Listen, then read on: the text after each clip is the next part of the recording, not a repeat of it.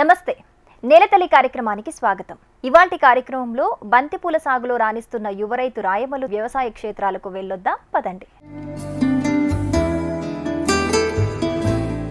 రైతులు సాంప్రదాయ పంటలు వదిలేసి వాణిజ్య పంటలపై దృష్టి పెడుతున్నారు. అందులో బంతిపూల సాగు ఒకటి. తక్కువ పెట్టుబడి, తక్కువ కష్టంతో ఎక్కువ పూల దిగుబడిని సాధించవచ్చు. అదే కోవలో పెద్దపల్లి జిల్లా కోలనూరు గ్రామానికి చెందిన యువ రైతు రాయమల్లు కుటుంబ సమేతంగా సాగు చేస్తూ బంతిపూల పంట సాగులో రాణిస్తున్న రైతు అనుభవాలను ఈ స్టోరీలో తెలుసుకుందాం. తెలంగాణలో ఎంతో సంబరంగా జరుపుకునే బతుకమ్మ పండుగలో భాగంగా విభిన్న రకాల పూలను పేర్చి బతుకమ్మలను అందంగా తీర్చిదిద్దుకుంటారు. అందులో బంతిపూలు మరింత ఆకర్షణీయంగా కనిపిస్తాయి.